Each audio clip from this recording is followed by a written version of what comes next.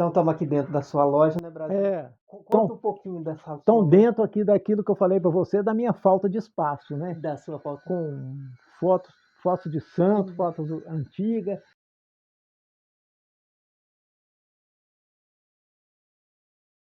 Estamos aqui com o Brasinha, um prazer aqui em Codisburgo conhecer essa pessoa tão interessante, tão sábia, tão artista. E queria saber de você, como começou a sua história, como é que começou a sua coleção, a sua ligação com Guimarães Rosa. Conta um pouquinho aí pra gente. É um prazer, ué. E, bom, eu nasci em Sabará, Uhum. que é uma cidade histórica. Meu pai veio para cá trabalhar no Correio e mudou para cá. Então eu vim para cá com 1 ano de idade. Eu me considero o lugar onde a gente nasceu, como diz o Riobaldo, Uhum. já começar falando do Do Riobaldo, Reovaldo, do o livro. lugar onde a gente nasceu nunca deveria mudar de nome, né? O nome é sagrado, Isso é verdade. sabe? Porque ele fala, já pensou mudar o nome de Belém, onde nasceu Jesus Cristo? Então, você nasceu no lugar, se você viveu ali um dia, mas você sabe que nasceu ali, toda vez que fala o nome da cidade, mexe com o coração da gente. É a ligação, o elo que a gente tem com a terra, né? Com o lugar onde você nasceu. Não precisa você viver lá naquele lugar. Então, nasci em Sabará, meu pai veio para cá, a gente veio morar aqui, e eu criei aqui em Cortesburgo. E assim, muito novo, eu com 10, 11 anos, eu comecei a encontrar objetos que estavam jogados fora, estavam encostados, as pessoas não queriam mais, eu comecei a juntar aquilo. E as pessoas descobriram que eu gostava disso, começaram a me dar as coisas. Começaram a estudar isso com 10, 11 anos de Me idade. dava boneca estragada, carrinho estragado, e eu fui juntando aquilo. E fui crescendo, juntando as coisas. Aqui são fotos da viagem que o Guimarães Rosa fez, que eu tanto falei com vocês. Ali são fotos, né? Ali são os vaqueiros, eles ainda novos, olha lá. Você vai ver que ali tá, lá em cima está o Chico Moreira, que é o primo do Guimarães, Manuelzão, Gregório, os vaqueiros novos. Aqui são eles já velhos, essa foto. Os vaqueiros, o Zito, o Manuelzão, o Tião Leite e o Bindóia. Aqui eles, durante a viagem, né? Quando eles chegam no final da viagem, é isso aqui. Ah, trufa aí. Aqui são eles na fazenda da. Onde tá o Guimarães aqui? Aqui, ó, no meio. Aqui, né? Aham. Aqui é ele também, né? Também, né? Arriando o Rihanna. cavalo. Aqui ele tomando café, acendendo um cigarro. Ali ele junto com o Manuelzão. Sim, bacana. E aqui Então, são.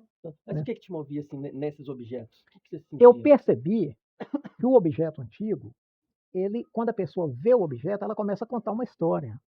Ela tem uma lembrança de um momento dela, da vida dela, sabe? E aí eu comecei, me deu aquilo, eu fui juntando. Aí eu cresci e tal, estudei. Eu estudei até o ginásio, que chamava antigamente, né? Aham.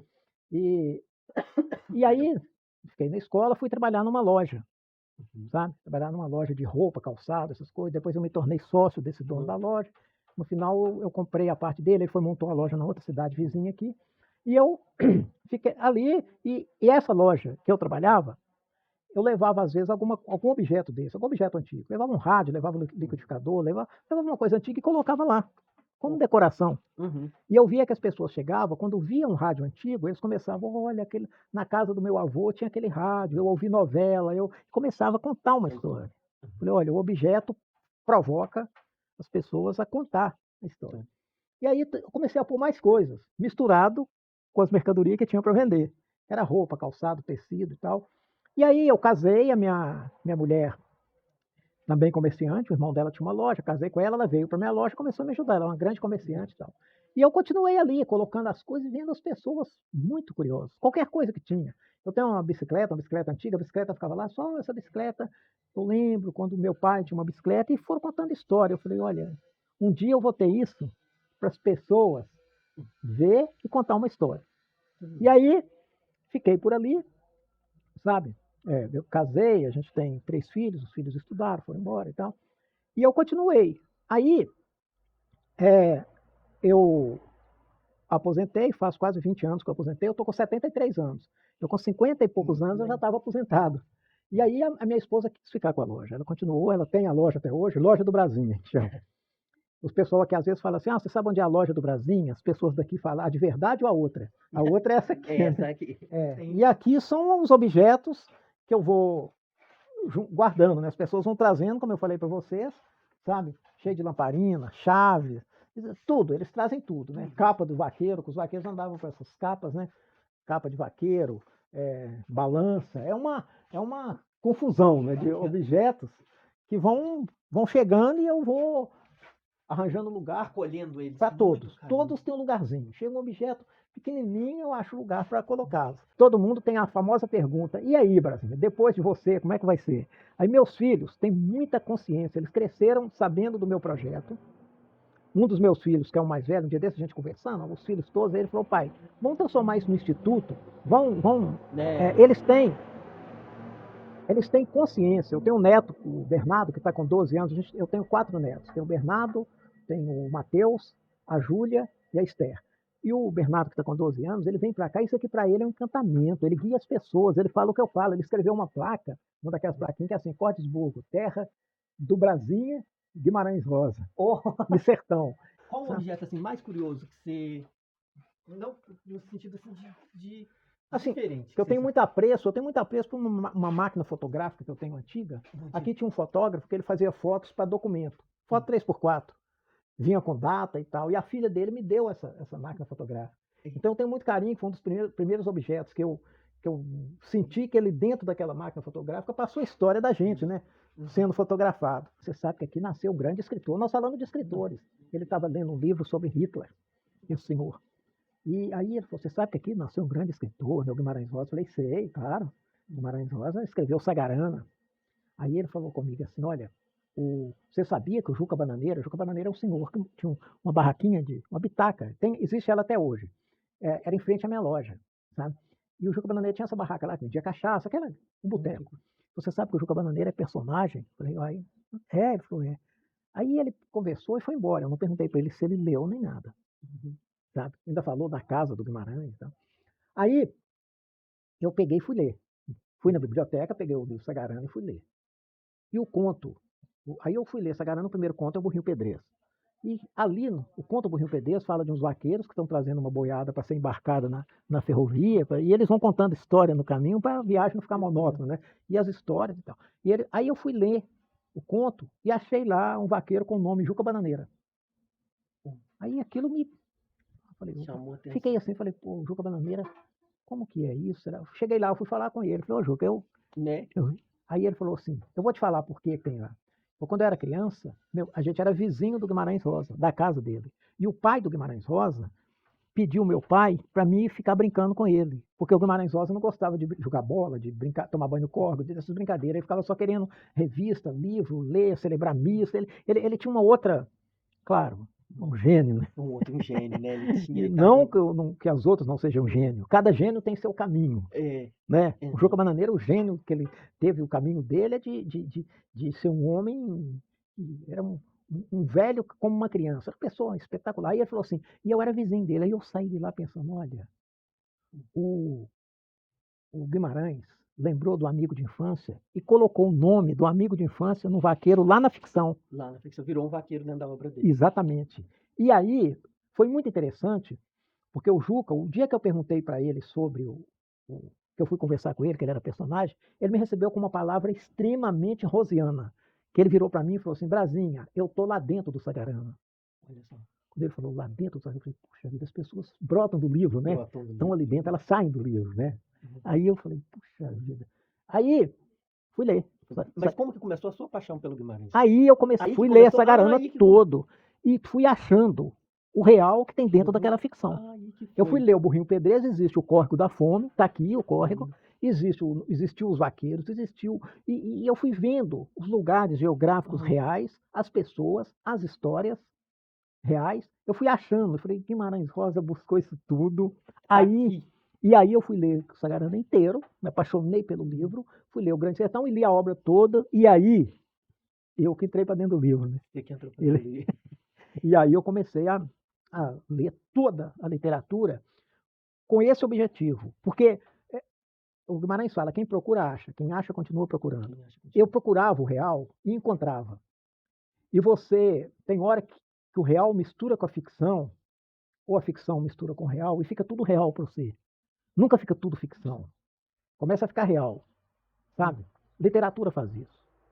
Literatura faz isso. Vocês estão aqui na terra do Guimarães Rosa através da literatura, que lá para você, lá fora, quando você leu e tal, é uma ficção, mas de repente você chega aqui e encontra tudo. Exato. Você, Parece que a gente tá dentro. você Nós encontra um estamos dentro do livro. Reobaldo, você encontra Diadorim, você Uhum. encontra Medeiro Vaz, você encontra Matraga, você encontra. É uma coisa. Até o É, Hermógenes a gente encontra. é o mundo. É o Uhum. mundo. Sabe? O sertão é do tamanho do mundo, né? Ele tá dentro da gente. Aí teve uma outra coisa que foi muito interessante. Eu estava lá na minha loja, lá embaixo, chegou um senhor, eu não esqueço disso, seu Cristalino, o nome dele. O nome que o Guimarães Rosa, se tivesse conhecido, ia adorar, né? Seu Cristalino, com 96 anos, ele morreu com 105 ou 106. Ele sentou assim, estava chovendo muito. Aí ele sentou, ô Brasinha, tudo bem e tal. Ô, seu Cristalino, como é que vai? Senta aí. Ele estava esperando um ônibus para ir para as Lajes. Lajes são lugares, tem aqui São José das Lajes, que tem uma estrofe, o vaqueiro canta o aboio, né? O gado, e tem uma estrofe, o curvelo vale um conto, o Cordesburgo um conto e cem. As Lajes não tem preço porque ela mora meu bem. É do Guimarães Rosa. Ele ouviu isso. Então, esse seu Cristalino morava lá. E estava chovendo muito. Ele ficou olhando assim lá para fora, aquela chuva torrencial, ele vira e fala para mim, ô Brasinha, aqui chuvarada, hein? Eu falei, é. Ele falou assim, toda vez que dá uma chuva dessa, eu lembro do Córrego da Fome. O Córrego da Fome, aquele córrego vira bicho. No Burrinho Pedreiro, o Guimarães Rosa fala que o córrego é uma cobra devoradora de gente, né? E ele fala que o Cristalino fala, ele nunca leu, ele nem. Aí ele fala, aquele córrego vira bicho. E falou comigo assim, eu lembro que quando eu era bem novo, eu lembro que eu estava lá nas Lajes, e se não fosse o burrinho ter salvado, meu tio Sinoca tinha morrido afogado. O Sinoca está no conto do Burrinho Pedreiro. Eu assustei, falei, ele está me contando a história que o Guimarães escreveu. Ele está me contando, ele nunca leu. Né? Aí eu falei, seu Cristalino, o Sinoca é quem? Irmão da minha mãe, meu. Sinoca ainda falou para mim, o Sinoca existiu, era irmão da minha mãe. Falei, e o Guimarães Rosa fala que esse conto ele escreveu, ele fala assim, é um dos poucos casos reais acontecidos na minha terra, o Guimarães. É o comentário dele sobre esse conto. E eu falei, puxa vida, o Guimarães buscou nessa. E aí eu fui lendo e fui achando, sabe, várias coisas. E fui entendendo a literatura do Guimarães Rosa. Tem uma história com o Guimarães Rosa, tem um livro dele que é uma entrevista ao tradutor, me parece que é o tradutor italiano. Traduzir a obra do Guimarães Rosa. Não é brincadeira. E ele escreve uma carta para o Guimarães Rosa, perguntando para ele o que é céu de Lalau. Tem uma coisa lá que é escrito, foi para o céu de Lalau. Ele falou, são coisas faladas na minha terra, o Guimarães. Ele não deu a definição. São coisas faladas na minha terra. E eu fiquei mais curioso do que o tradutor. Falei, pô, será o que é céu de Lalau? E aquilo ficou na minha cabeça, passou e tal. Quando é um dia, eu estava dentro de uma barbearia, aqui, um amigo meu, estão lá conversando e tal, todo mundo conversando e tal. E aí tinha morrido uma pessoa aqui, não sei quem é. Aí chega um senhor, seu Durvalino, não esqueço disso, seu Durvalino chegou, sentou para fazer a barba, ele contava muita história e tal. Aí eles estavam comentando que a pessoa morreu. E alguém falou assim, será que ele foi para o céu? Falou, ironicamente, começou a rir assim. O Durvalino, que estava sentado, vira e fala assim, esse aí, para esse aí, oi, falou assim, esse aí foi para o céu, mas foi para o céu do Lalau. Falei, puxa vida. Aí passou assim, eu falei, pô, ele sabe o que. Aí quando a pessoa acabou a conversa, eu do Vadinho, o que é céu do Lalau? Ele falou assim, Brasinha, lá no São Tomé tinha um homem que o apelido dele era Lalau. São Tomé é um lugarejo que tem aqui, sabe? E um lugarejo que o Guimarães adorava. São Tomé para ele, ele adorava, sabe? Como diz o pessoal, né? São Tomé vê para crer, né? Sim. Aí ele vira e fala assim, lá no São Tomé tinha um homem que chamava Lalau. Mas ele era ruim demais, maldoso, ainda falou assim, ele não prestava para nada e tal. E aí toda vez que morria uma pessoa que era ruim, ele falava assim, o céu do Lalau é o céu de uma pessoa ruim, é o inferno. É né? um inferno. O céu do Lalau, na verdade, era isso.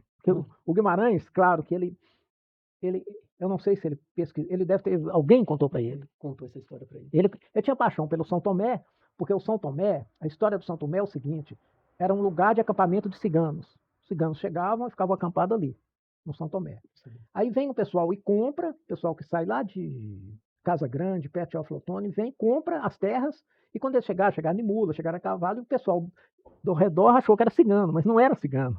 E eles ficaram com o apelido até de cigano, mas esse pessoal chegou e morou lá. E São Tomé foi muitos anos os ciganos acampados. O Guimarães ele desenha um mapa para um amigo dele, mostrando as regiões, as fazendas e tudo, e ele desenha lá e ele fala São Tomé, lugar onde os ciganos ficavam acampados, sabe? Uhum. Então, você vai descobrindo a definição de uma palavra que as pessoas às vezes nunca ouviram, mas é na oralidade, é na fala do Eu sertanejo. não falo Porque ele fala e não vai explicar. Se você pergunta, ele te explica. Ele Se te você não explica. pergunta, ele acha que você entendeu. E Né? segue o caos. É. E aí, eu com essa paixão pela literatura do Guimarães Rosa e tal, aí eu eu conheci os vaqueiros que Puxa viajaram vida. com o Guimarães Rosa em 1952. Em 1952, o Guimarães resolve fazer uma viagem acompanhando uma boiada do primo dele. O primo dele tinha uma fazenda na beira do São Francisco e outra aqui em Araçaí, uma cidadezinha que tem aqui perto, pertinho daqui de Cordesburgo. Então o gado comia nessa fazenda aqui, acabava o pasto, ele mudava para outra que tinha mais. Então esse primo dele encontrou com ele no Rio de Janeiro e ele falou: Olha, é Chico Moreira, o primo dele falou: Chico, eu estou querendo fazer uma viagem lá para o sertão, eu quero conhecer os rezadeira, padre, contador de caso, curador, eu quero conhecer, quero conversar com esse povo, eu quero conversar com os vaqueiros. Aí o Chico falou para ele: Uai, João, está na hora, em maio a gente vai levar uma boiada de, Araçaí? da Sirga, Da Sirga. lá perto de André, na beira do Rio São Francisco, para minha fazenda em São Francisco. E aí, hoje é que dia? Hoje é dia 8 de maio. 8 de maio. Essa data, Oh, não é coincidência não, hein? nessa data, ele vem no princípio de maio, uhum, ele vem para cá, ele pega o trem, ele vem do Rio de Janeiro, vem para Sete Lagoas, encontra com o primo dele, o Guimarães, e eles vão lá para Fazenda da Sirga, que está na barra do Rio de Janeiro. O Rio de Janeiro é um córrego. Quando o córrego é bom demais, todo mundo vai lá tomar banho, tem muito peixe, eles começam a chamar ele de rio, porque o rio é mais importante. mas já vai evoluindo. Então, quando fala rio, você chega a falar é um riozinho. Um riozinho. Um corguinho. Um riozinho, é o de Janeiro. É o Rio de Janeiro que ele chama. Então, o Guimarães sai do Rio de Janeiro, a cidade, e vai para a Barra do de Janeiro, lá no São Francisco, que está perto de André-Xé, naquela região ali. Ali ele fica uns dias, e aí ele conhece o Manuelzão, o Zito, conhece os vaqueiros, conhece o dono da fazenda, tem a inauguração de uma capela lá, o Guimarães fica, tem a festa e tal. E aí ele vem, junto com o pessoal, vem tocando a boiada. Era muito, muito boi, muito. E eles vêm tocando essa boiada para trazer para cá. São 240 quilômetros, 60 léguas. Eles gastaram 11 dias para fazer essa travessia. Aí eles vêm de lá tocando o gado e o Guimarães vem junto. Participa dessa boiada aí de 50. Para ouvir, né? Uhum. E aí, esses vaqueiros vêm, o Manuelzão, Zito, Bindóia, Gregório, Santana, eles vêm, assim, fixos, vêm tipo 8, 9 vaqueiros. Mas eles pernoitam em fazendas e os fazendeiros, e os vaqueiros daquelas fazendas ajudam a eles tocar o gado até certa coisa e volta. Mas tem os vaqueiros fixos, que saem de lá e vêm até aqui. E ele vem. O Guimarães vem junto nessa viagem. E ali ele vem conversando, então, anotando tudo, com uma caderneta de pendurada na pessoa, anotando tudo, vem até aqui. E aí, o chefe é o Manuelzão dessa boiada. O Manuelzão era o encarregado da fazenda do primo do Guimarães. Então ele aqui comandava. E aí eu fui conversar aí eu descobri que todos eles estavam vivos. Eles morreram bem depois. Né? Quando o Guimarães morreu, foi aquele boom, todo mundo querendo entrevistar, todo mundo falar com eles, conheceram o Guimarães. E aí eu comecei a encontrar com eles. Manuelzão morou aqui em Cordesburgo um tempo, o Zita, eu comecei a ir para a casa deles. E eles me contar do convívio deles com o Guimarães Rosa nesse maio. Ele fala numa caderneta, é muito bonito que ele fala, quero bem esses maios. Quero bem esses maios. O céu é lindo e tal, o mês de maio, o céu é lindo e tal. E aí, eles começaram a me contar a viagem. E isso foi fantástico para mim. Você imagina o que é? O Guimarães estava anotando tudo numa caderneta, tudo. E eles não. A não ser o Zito era o cozinheiro. E o Zito escrevendo num caderno. O Guimarães viu, e o Guimarães comenta que ele deve estar anotando o que é para a gente comer, que ele era o cozinheiro, né, fazendo o cardápio. Né? Só porque eles comiam a mesma coisa todo dia. Então não precisa de anotar, se a gente come, porque o boiadeiro, ele come o feijão tropeiro, ele come a farofa, é uma comida. Aí, quando chegou no final da viagem, o Zito jogou o caderno para lá, assim. Ele viu aquilo, o Guimarães, e ficou receoso, mas pegou o caderno. O Zito fez toda a viagem em verso. O tempo que ele começa falando no dia 10 de janeiro, no dia 10 de maio, depois da manhã, né? Depois de amanhã. No dia 10 de maio, saímos da Sirga, eu montado, não sei o que, o Guimarães na balalaia, que ele vai contando a viagem. E ele também anotou. um caderno que na capa tem uns beija-flor, atrás tem o hino nacional brasileiro, os cadernos tinham um hino nacional. E o Guimarães pega isso, você imagina. O Guimarães não contou para eles hora nenhuma, eles me contaram o seguinte, o Guimarães hora nenhuma contou para eles que ele ia escrever alguma coisa. Sabe? Ele nem falava que ele era médico. E junto com eles. E o Guimarães ouvindo.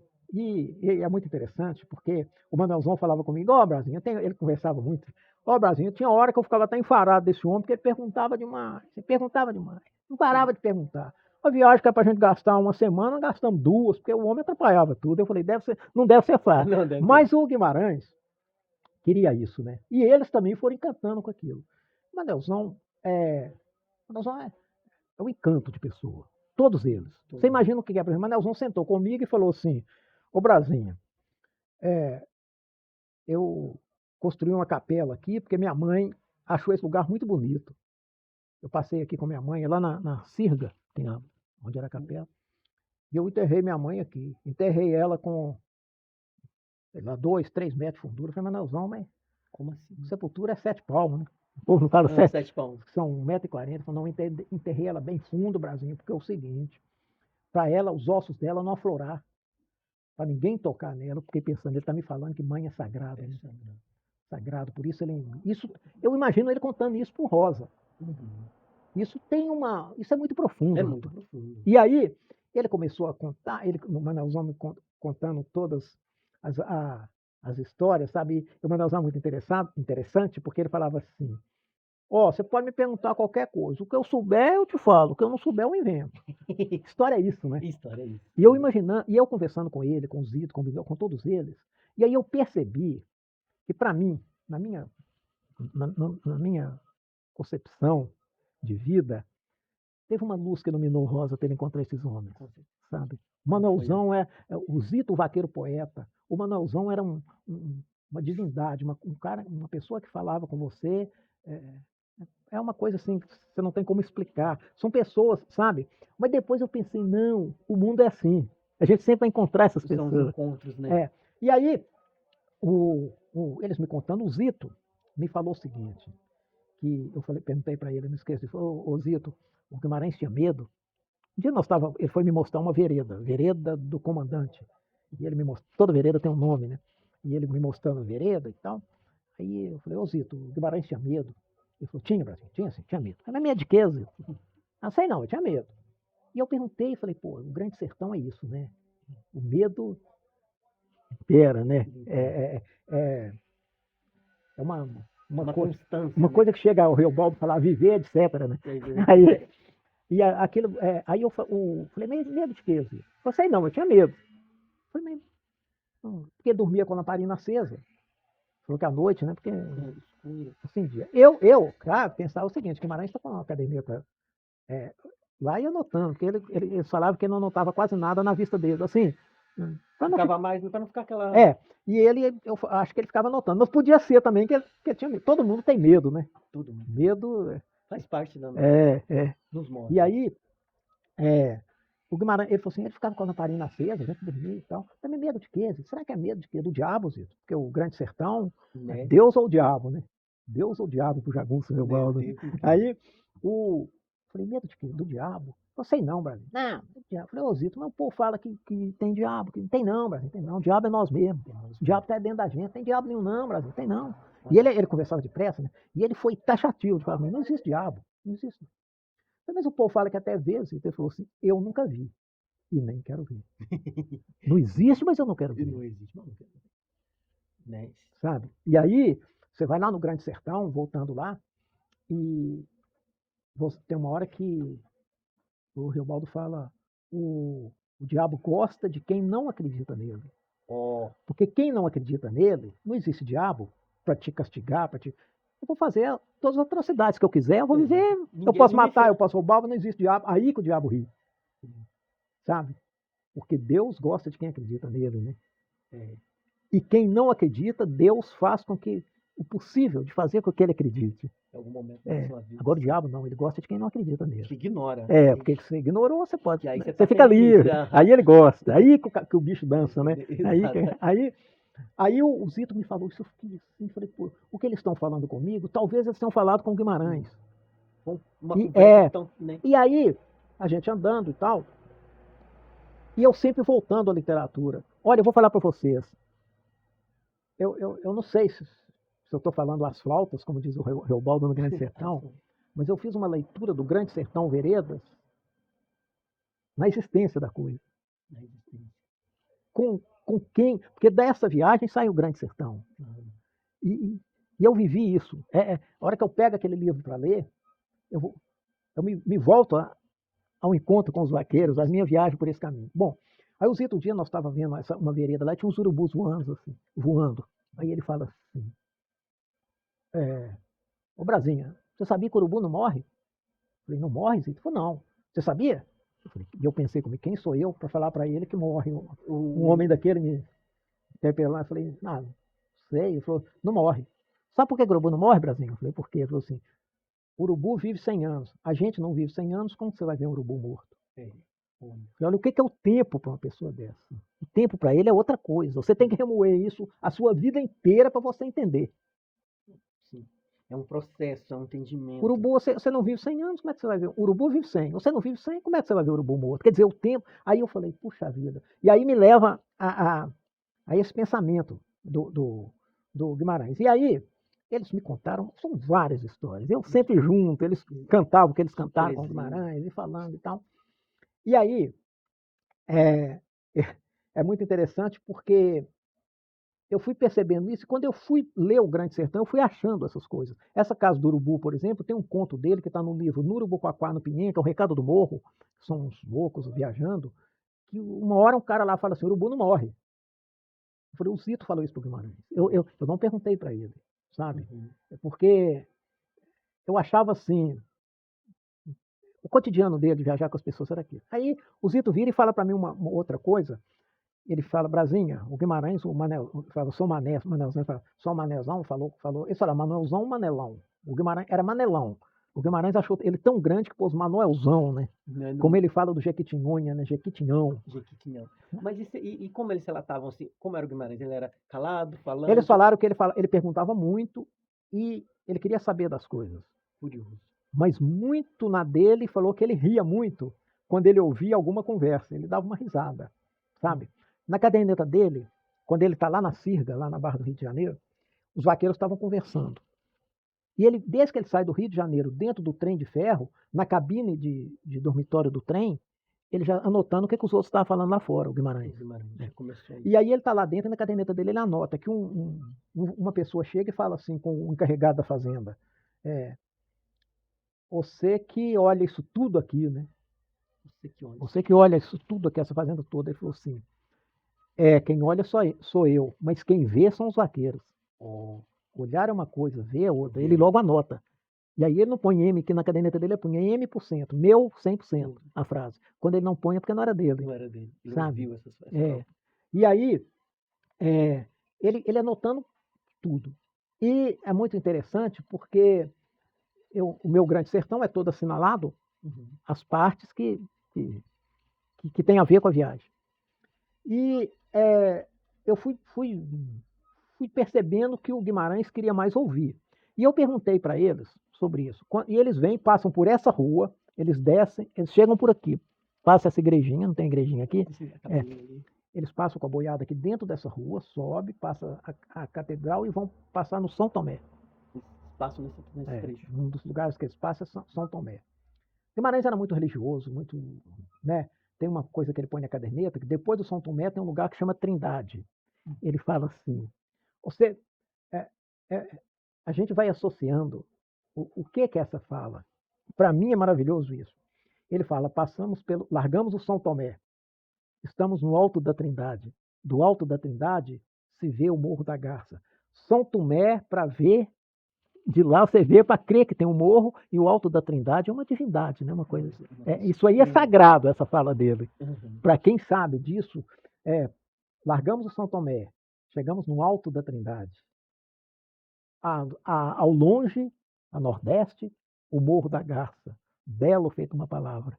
Isso é só o Guimarães, né? Só o Guimarães, para ver essa poesia. Assim. E aí, você vai percebendo, sabe? Fazendo essa leitura. E eu perguntei para eles, aí eu tinha uma curiosidade, de saber como que ele passou em Cordesburgo. Falei para eles, os vaqueiros todos me contaram a mesma história. Falei, como que foi a passagem do Guimarães Rosa dentro de Cordesburgo tocando essa boiada?